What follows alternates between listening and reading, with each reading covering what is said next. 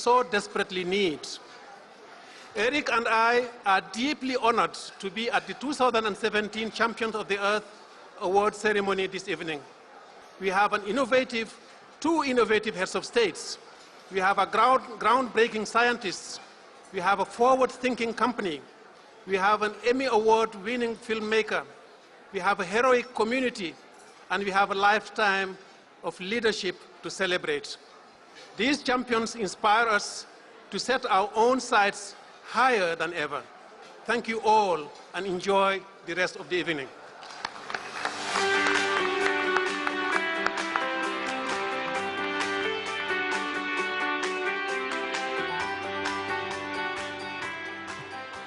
Thank you, Ibrahim. It's now my honor to announce the first of our 7 laureates in the category of policy leadership, which recognizes individuals or organizations in the public sector that have brought about profound positive change for the environment within their country or even internationally.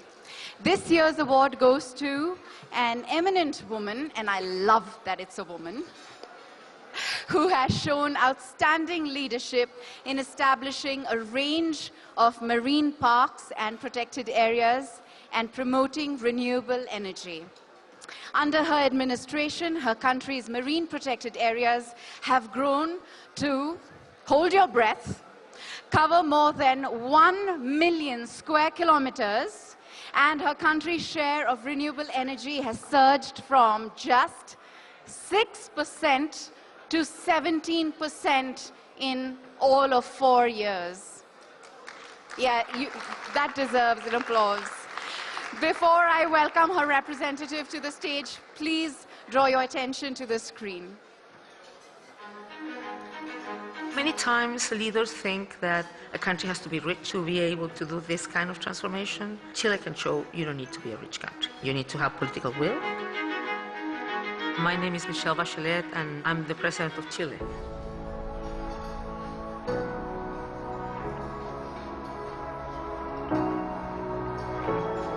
At the beginning of my government, we only have 4% of what it's called exclusive economic zone under protection. But now, during my government, we're going to end with 46% of all the economic zone. I do believe that climate change is a reality. We have to preserve nature. All of us have an obligation.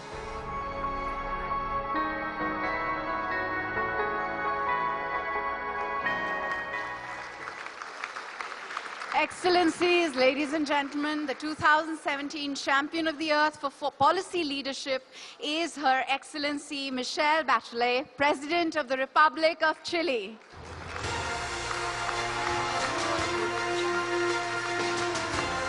We are honored to have Chile's Minister of Environment, His Excellency Marcelo Mena Carrasco, here to accept the award on her behalf.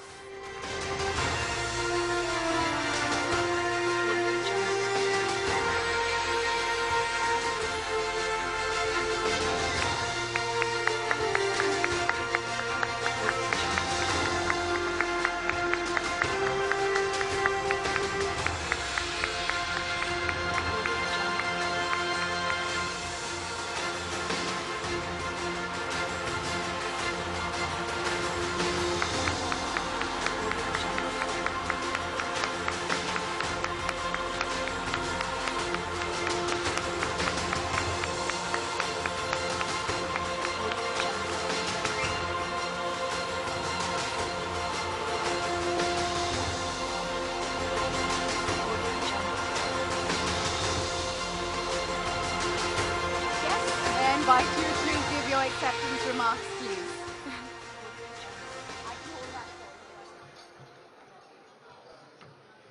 Yeah, thank you so much. I'm very proud to accept this on behalf of President Bachelet. It comes at a great time. We hear climate denial in the public discourse. When she hears about climate denial, she mandated that we teach climate science in every single classroom in Chile. While we hear governments clinging to obsolete technologies are expensive and dirty like coal, she has spearheaded an energy revolution that has multiplied renewable energy by 5 times. So we're actually at 20%, not 16%. This is growing very fast. And the same day that we hear that national monuments are being decreased, President Bachelet is spearheading a 45,000 kilometers squared land conservation effort, and we're reaching 1.6 million kilometers squared, which is double of the terrestrial surface of Chile.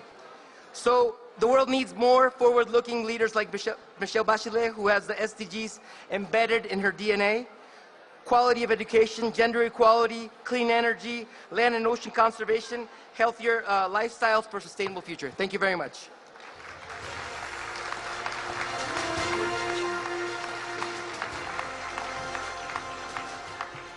Thank you so much, Excellency, for the inspiring words on behalf of President Bachelet.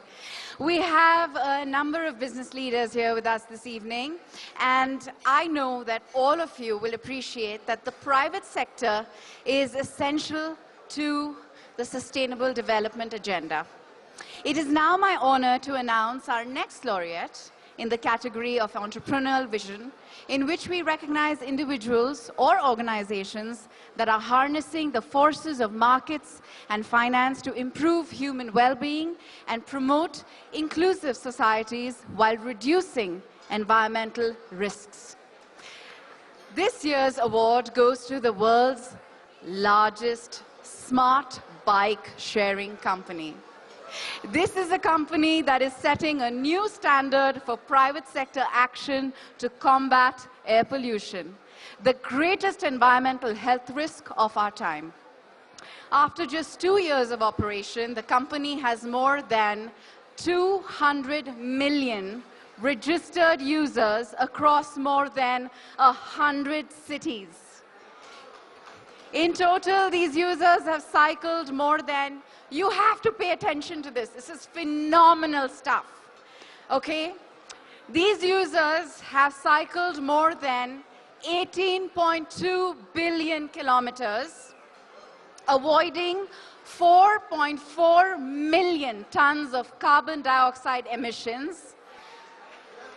That's equivalent to taking 12.4 million cars off the road for an entire year. Ladies and gentlemen, please turn your attention to the screen. 那如果你要说过去是怎么做到的，我想说很重要一点是，可能每个人的心里其实都是渴望那种就是更加简单和质朴和美好的生活。我的名字叫胡伟伟，我是摩拜单车的创始人。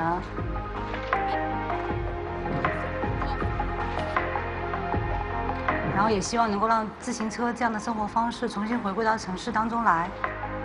如果说它成功的话，我觉得最重要的一个点就是说，我们真的每天有3000万次的人在骑行。过去1年当中，我们做了一下计算，有第三方机构可以计算，就是说我们一共减少了126万吨的碳排放量。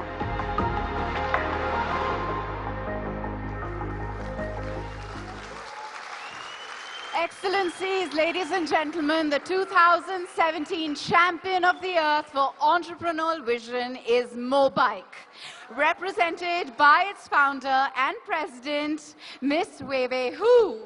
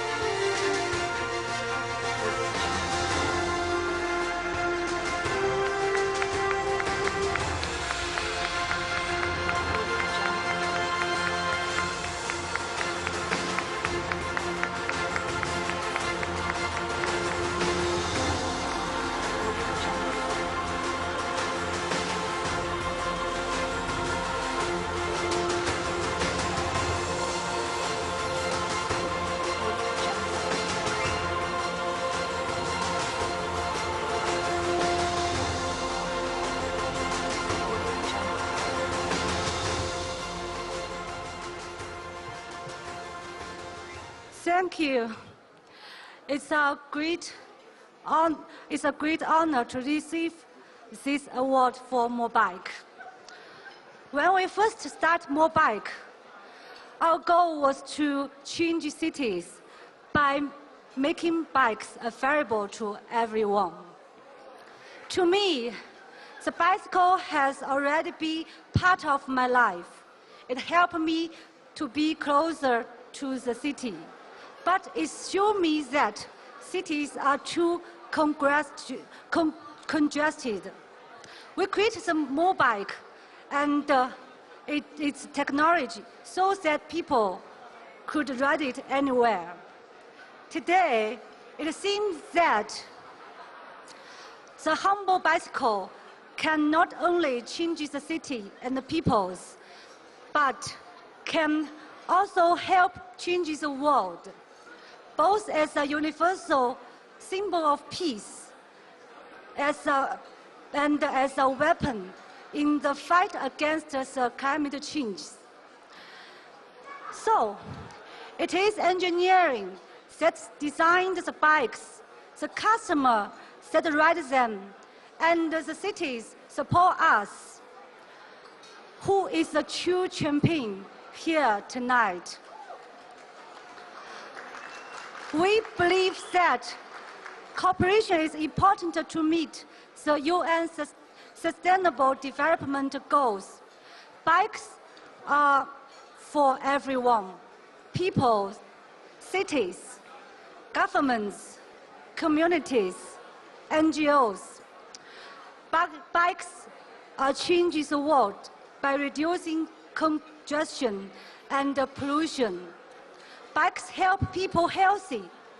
This is why we would like to invite everyone to join us at Mobike to design the future of the cities and promote and protect humanity. Thank you. 谢谢.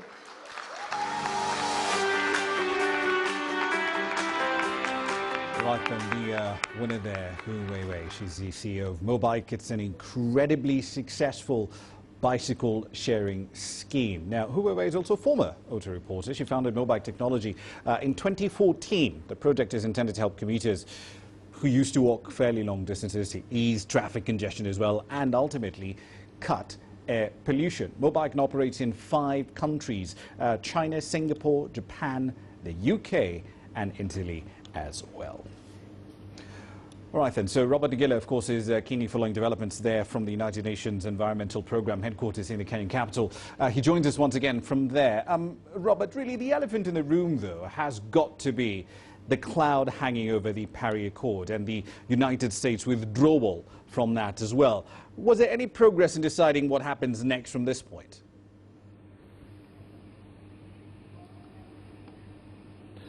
Well, Rama, you'll recall initially when the United States made that gave that indication it would be pulling out of the Paris Accord, there was that back and forth where it said it was pulling out, and said that we had from President Donald Trump say that, okay, we're willing to sit down and talk, and then came up later and said that, look, we're pulling out. Now, the United States, Donald Trump's administration seems to believe, or is of the belief, that the Paris Accord impacts negatively on the American economy, on American jobs. However, that couldn't be farther from the truth. We've seen that there is evidence that new energy not creates jobs. New energy reinvigorates, re-energizes economies. And perhaps one of the best examples that I could give is China. China's created millions of jobs because of its adopted new energy in various fields within its economy itself. And the thing here now is that the rest of the world is not waiting for America. The rest of the world is moving forward with China as a leader in new energy. And those glaring differences between America and the rest of the world were played out here today when nations decided that they were going to put a stop to plastic waste entering oceans. Now, that motion had been much, much stronger, but the United States rejected it. The devil was in the wording, as is always the case in many of these conferences and summits. And the United States basically rejecting that particular motion. They had to go back to the drawing board to come up with something that was more acceptable. However, like I said, the rest of the world is not waiting, and they're moving forward with China leading the way. There are some states within America that have also rejected this particular direction or path that Trump's administration is taking. California, for example, and they have come out very clearly and said that, look, all the measures that we put in place in terms of climate change, we're going to continue working with the rest of the world to ensure a clean future for generations within our states and until the American administration catches up. So that's where we are at this particular moment. It's not been sorted out, but it's still hanging in the air. Doesn't really seem like there's any finality to this whole issue of the Paris Accord, America and the rest of the world. Rama? Indeed, of course, worth pointing out for viewers as well, some of the fastest growing job sectors in the United States in the solar sector, and a lot of that coal capacity has just been replaced by much cleaner natural gas capacity as well. Robert, I'm going to put you on hold for the time being. We need to go back to the United Nations Environmental Awards Assembly.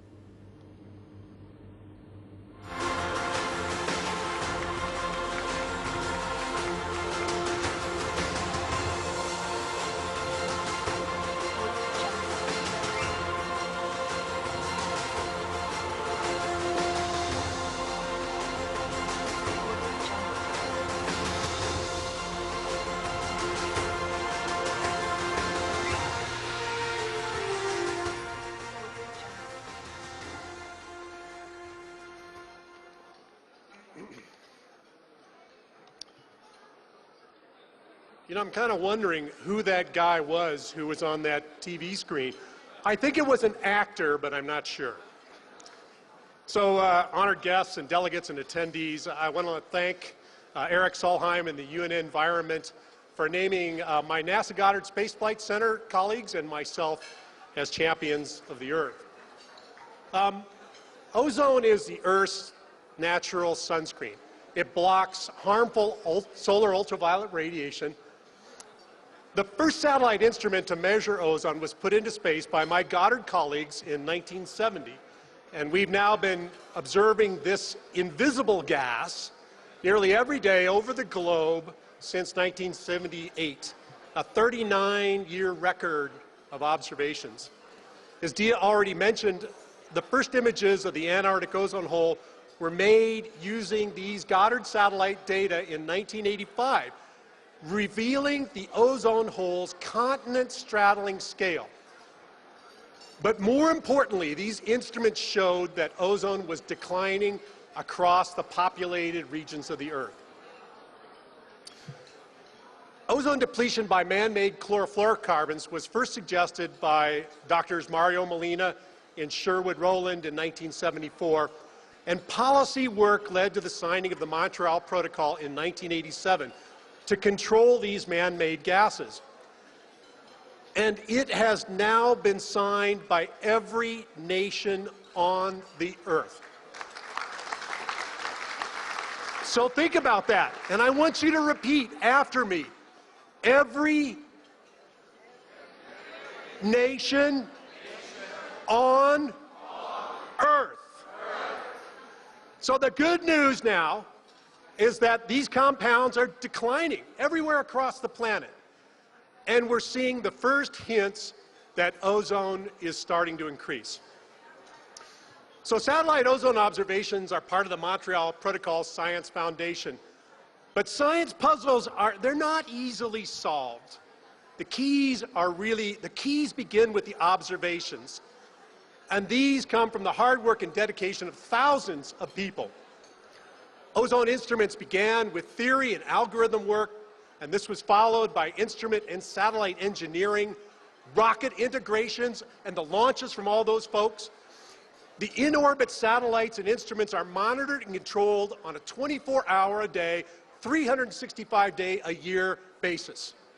Downlinks and processing put the data into scientists' hands. Ground observations and field measurements by hundreds of researchers across the Earth support for the satellite ozone data. So science research is the very summit of a mountain built by NASA Goddard Space Flight Center's engineers, support personnel, and scientists. And so on behalf of my NASA colleagues, I gratefully accept the Champions of the Earth Award. Thank you very much.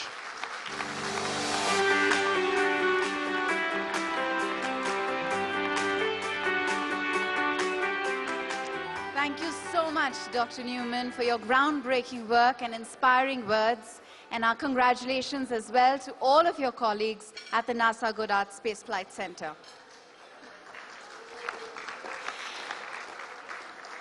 And now, the category of inspiration and action, in which we recognize individuals or organizations that have taken bold environmental action and in doing so have inspired many others to follow in their footsteps.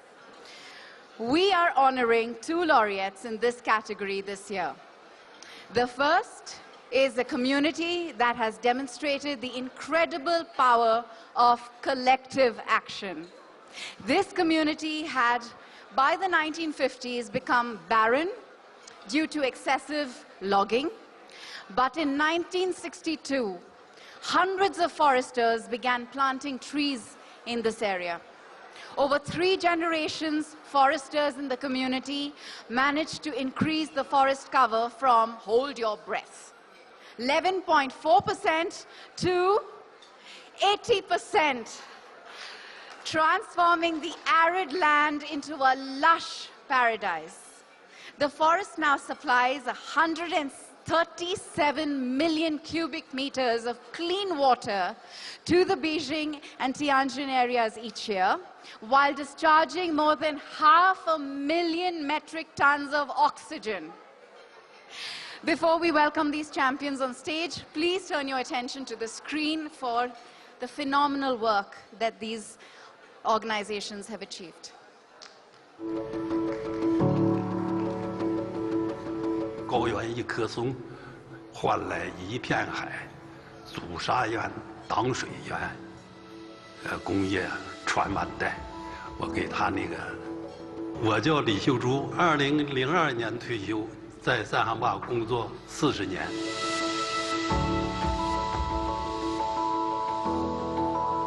阻挡这个沙漠南侵，所以呢，国家要在北方造一道这个防护林。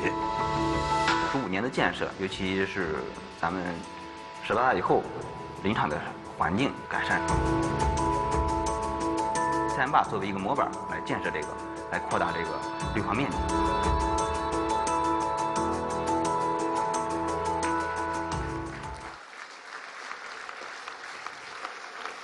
Excellencies, ladies and gentlemen, the 2017 Champion of the Earth for Inspiration and Action in China's Saihanba Afforestation Community.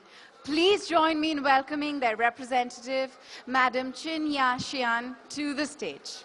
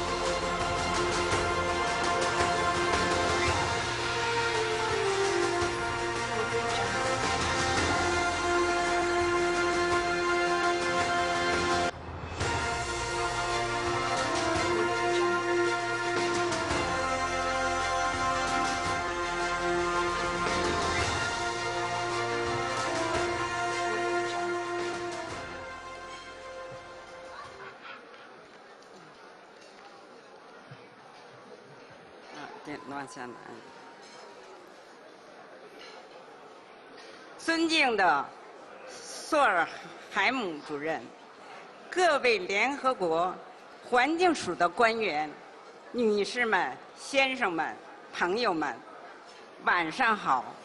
我叫陈艳贤，是塞罕坝林场第一批建设者中的一员。此时此刻，我代表3代塞罕坝人来领奖，激动的心情是无法用语言来描述的。Distinguished Executive Director Mr. Solheim, dear members of the UN Environment family, ladies and gentlemen, dear friends, good evening. My name is Chen Yanxian. I'm a member of the first group of foresters at the Saihanba afforestation community. On behalf of 3 generations of Saihanba foresters, I accept this award with great honor and excitement. 55年前，我们369个人来到荒沙漫天、草木难生的塞罕坝的时候，平均年龄不到24岁。半个多世纪里，前仆后继的我们3代塞罕坝人只做了一件事，那就是一心一意的种树，一心一意的把荒山沙地变成绿水青山。我们为自己能亲手创造一个绿色奇迹而感到无比自豪。55 years ago, 369 people with an average age of 24 arrived at Saihanba, an isolated place with yellow sandstorms and little greenery. For more than half a century, 3 generations followed just one mission in Saihanba, that is to plant trees with our hearts and souls and turn the barren hills into green mountains. We feel very proud of ourselves for creating such a green miracle. 中国国家主席习近平称赞塞罕坝是推进生态文明建设的生动范例。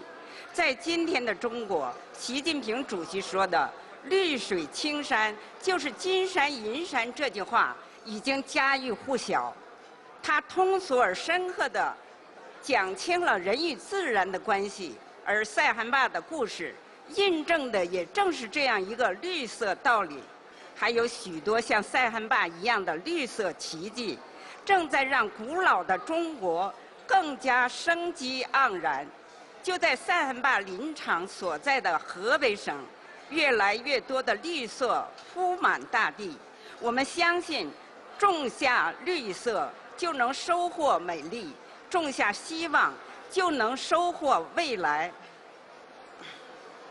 Our story has also touched Chinese President Xi Jinping, who has praised us as a vivid example of the promotion of China's ecological civilization. In today's China, the public is very familiar with the saying by President Xi Jinping that God's lucid waters and lush mountains are as valuable as gold. The story of Saihanba just proves this green truth. Many green miracles like Saihanba are turning China, an ancient country, into a more vibrant one. We believe that planting greenery will bring beauty and hope, allowing us to achieve a bright future. 衷心感谢联合国环境署把这个奖项颁发给塞罕坝林场，这将激励我们去创造新的绿色奇迹，也将激励更多的中国人行动起来，争当地球卫士、环保英雄。我们共同的家园一定会在这种激励与行动中更加和谐，更加美丽。谢谢。Here, I would like to extend my heartfelt thanks to the United Nations Environment Program for giving this award to the Saihanba afforestation community. It will encourage us to create new green miracles and inspire more Chinese to take action to protect the earth, making our common homeland more harmonious and beautiful. Thank you.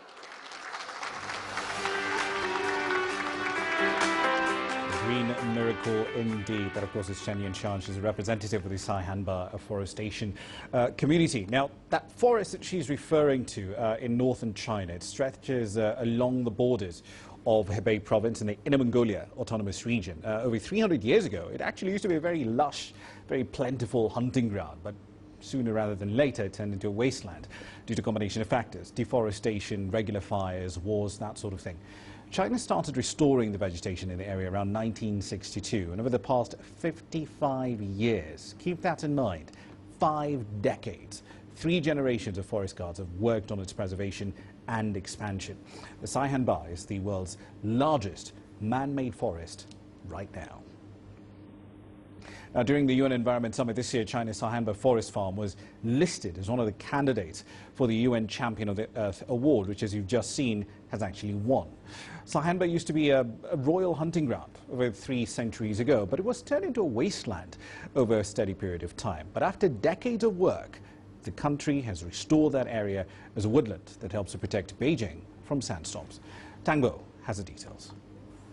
More than 800 square kilometers. This is the world's largest man-made forest. Located in North China's Hebei province, it's 180 kilometers north of Beijing. Over 300 years ago, this area was one of the Qing dynasty's imperial hunting grounds. But because of excessive deforestation, overgrazing and wars, the former primitive forest was turned to sand and desert. 从这到北京的直线距离是180公里。 The altitude here is 1,400 meters, over 1,300 meters higher than Beijing. If the forest didn't exist, Beijing would be severely affected by sandstorms, just like pouring sand into the backyard from a rooftop. To restore the local environment and block sand from hitting the country's capital city, China founded Saihanba Forest Farm in 1962. After 55 years of effort, the forest coverage rate at the farm has grown from 11.4% to 80%. The total forest stock covers over 10 million cubic meters. That's large enough to fill over 4,500 Olympic standard swimming pools. The man-made forest is able to absorb over 740,000 tons of carbon dioxide every year. It can release over 540,000 tons of oxygen and trap more than 22 million tons of dust. According to the National Meteorological Authorities, Beijing suffered on average 56.2 days from sand and dust during the 1950s. But this number has fallen to reach an average 7.5 days between 2002 and 2012. As the local environment largely improves, the forest farm itself has become a well-known tourist attraction in North China, especially in summer. That, in turn, helps with the farm management. Part of our revenue comes from government subsidies. We need to finance the rest by ourselves. Now, with the help of some cooperation projects in the areas of tourism and wind power, we are able to earn enough money to support our forest management and at the same time reduce logging. Saihanba Forest Farm is not doing all the work alone. Hebei province has built up another 3 forest farms, 360 kilometers long and 30 kilometers wide. Together, they will form a strong protective forest system for Beijing and its surrounding area. Tangbo, CGTN, Weichang County, Hebei province.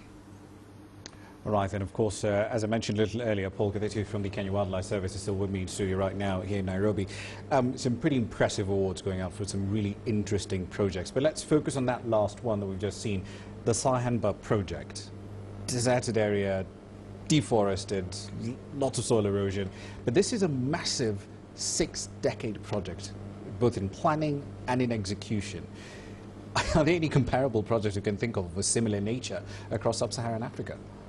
I don't think I've heard of something that big, but I do know that in Kenya, in Mombasa, there was a project that was done from the areas that they were excavating material for Bamburi cement. The Halapak. The Halapak. Yeah. But then I think by comparison in terms of the size and the period that it's taken, clearly this is a very inspiring position, and I think if we could borrow that for our country, many of the forests that we have degraded, and we put in something serious, then we would definitely secure our country. You know, the Maos, the Charanganis, you know, such forests where we have deliberately cut. We need to really think, and I think this is something we need to share as widely as possible in Kenya, because it's so inspiring. You know, I could just see it. You know, just last week we had a group of young people who came to plant trees in Nairobi National Park,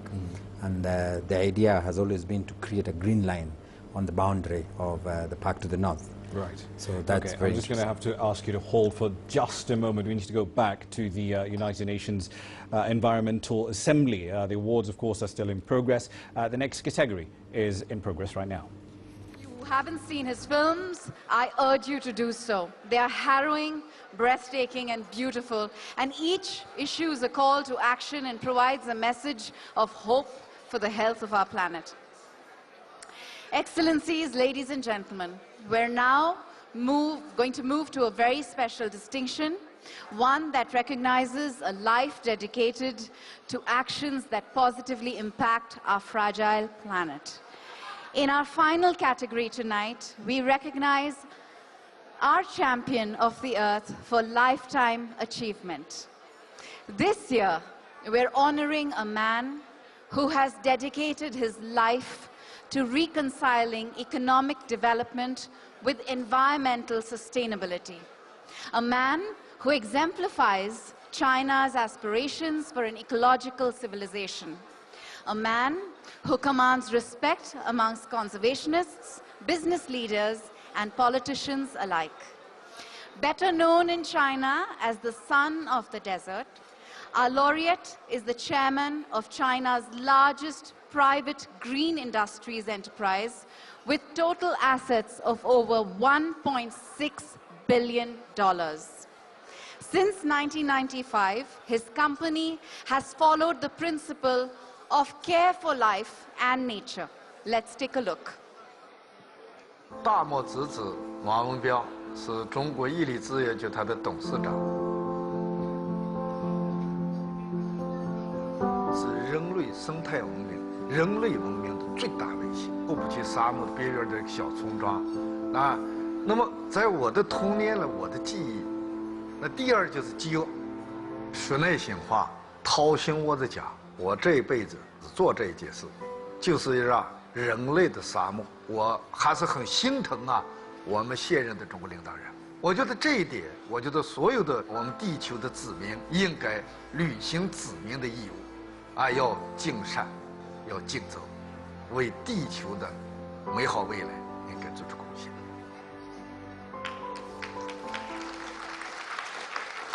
Ladies and gentlemen, please join me in welcoming on stage the founder and chairman of Ilion Resources Group, China's largest green private enterprise, Mr. Wong Win Biao.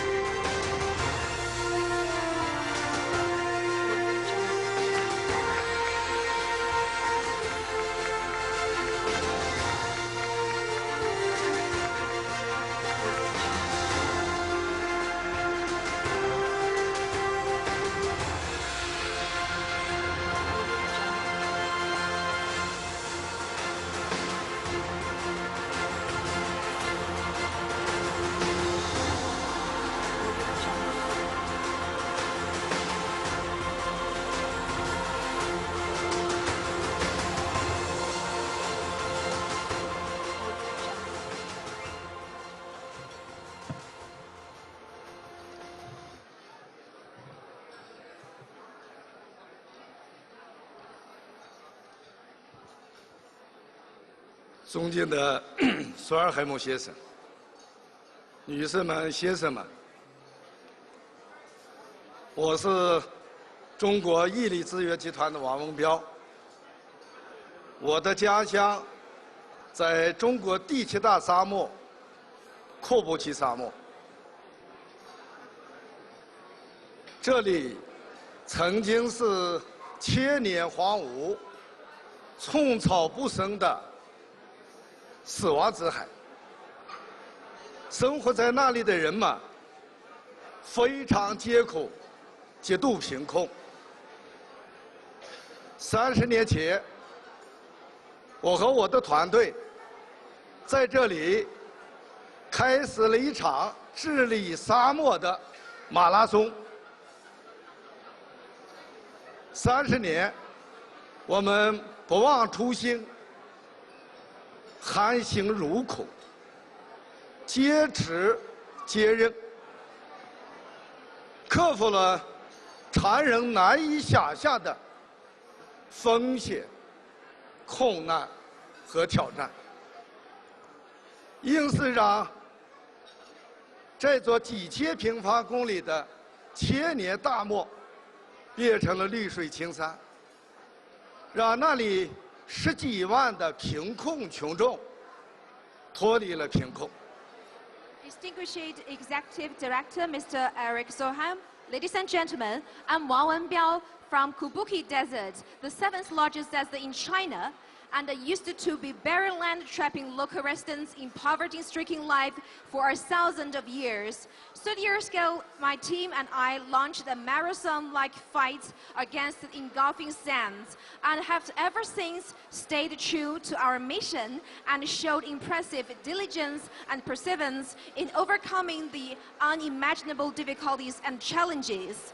We have finally managed to transform thousands of square kilometers of a desecrated desert, once known as the Sea of Death, into life-giving oases, creating a better of life for hundreds of thousands of local people. 我在这里特别感恩，如果没有中国政府生态文明的重要战略的引领，没有中国国家主席习近平提出的绿水青山就是金山银山的伟大理念的指引，没有我们联合国环境署，包括国际组织对我们的支持，我的治理沙漠的马拉松不可能走到今天，也不可能走到我们内罗毕，更不可能取得今天让国际社会高度认可的惊人业绩。I'd like to give my thanks to those consistent support cheering me up to run our marathon. Our marathon, however, wouldn't have seen what we have achieved today, and I wouldn't have been here in Nairobi presenting the champion of the earth without the guidance of the advanced concept of the green mountains with clean water, or civil and gold mountains, proposed by Chinese President Xi Jinping, and the ecological civilization strategy developed by the Chinese government, as well as the help and support from the United Nations and other international organizations. 今天，我远涉重洋，带来了我用30年亲身实践和验证、失败和锤炼写成的一部沙漠经济学，也是我们世界上第一部研究沙漠的经济学，想献给我们世界环境大会。献给我们全球治理沙漠的同路人，希望给你们带去一些帮助，带去一些信心。Today, I have brought here in a book I write, the first ever Desert Economics, which contains an account of numerous cases of failure and learning we have experienced over the past 30 years. I hope this book will give some confidence and inspirations to all people combating desertification around the world. 治理沙漠是我的终身事业，只要这个人类还有沙漠，我将把绿水青山就是金山银山的理念作为我永远的价值追求，从库布齐出发，走向一带一路，走向全世界，让人类的沙漠越来越少，绿洲越来越多，人民越来越幸福。谢谢。Our marathon of desertification control has not come to the end as long as there exists a desertification problem on this planet. On the conviction that green mountains with clean water are civil and good mountains, I will continue my marathon run from Kubuki to the countries along the Belt and Road and across the world to fight against the deserts for more oases and happiness for human beings. Thank you.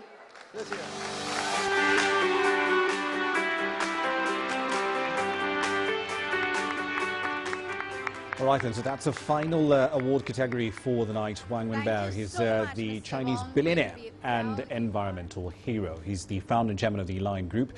He's widely recognized for re-engineering China's 7th largest desert. The Kabuki Desert is relatively close to Beijing, and it was of huge concern to the city. Its frequent sandstorms, of course, used to just cloud the city entirely. Wang Wenbao founded the team of 27 forest workers to plant trees in order to stabilize the sand dunes. Now, this ambitious project to improve the ecology of the Kabuki Desert in Inner Mongolia took over 25 years. So far, the project has saved more than 6,000 square kilometers of land from desertification.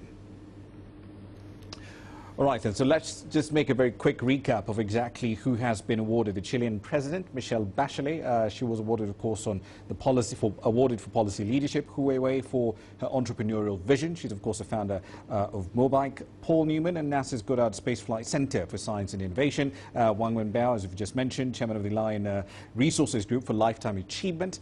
And Jeff Orlowski, the Emmy Award-winning filmmaker for Inspiration and Action, right alongside the Saihanba Forestation Community for Inspiration and Action. Let's cross over to Robert Nagila, who joins us now once again from the UNEP headquarters in the Kenyan capital. So, Robert, then, quite a lot of interesting awards going out at the moment. Give us a summary of what we should expect moving forward.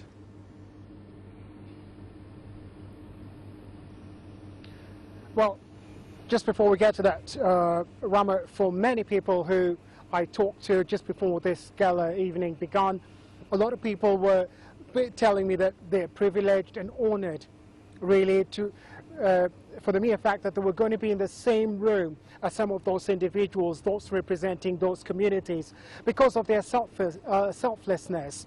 They were not doing this to feel good about themselves, but for the greater good. And a lot of people here really saying that they have been inspired by these individuals and the communities that have received awards here. Going forward, it's going to be a big, big day Wednesday. We expect that closing ceremony here at the UNEP to be at about 10:30, 11:30. Then early afternoon, we expect a final briefing where we will be briefed on the resolutions, some of which we talked earlier, that have been adopted, the ones that they're still working on, because this time was simply just too short for them to complete their work. So this is work in progress. Expect to hear more in the weeks, months, and years ahead.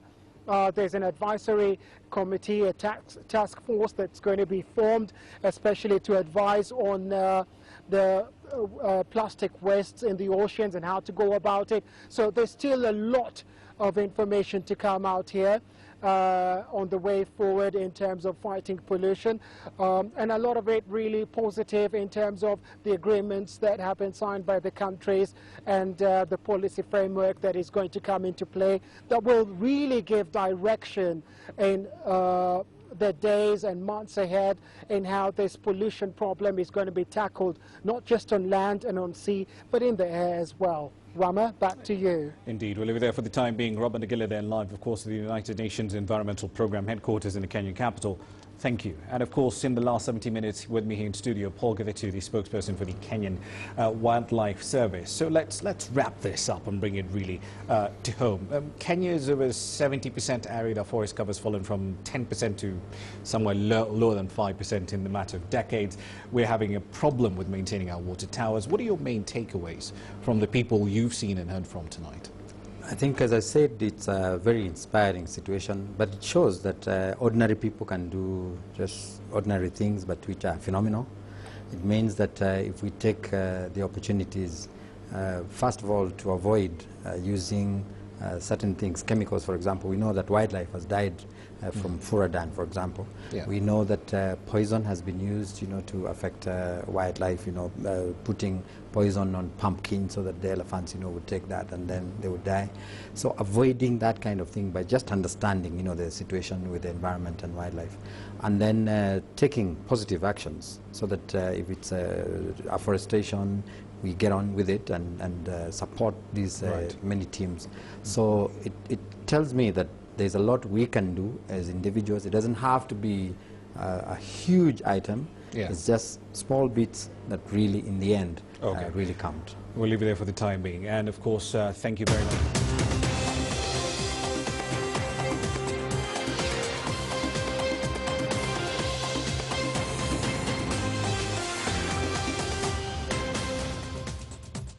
Tackling pollution, rebuilding the world's lungs, shining a light on renewables. They are champions of the earth. We are live from the United Nations' prestigious environmental awards. It's 30 square kilometers and some of the most disputed land in the world. U.S. President Donald Trump says he's poised to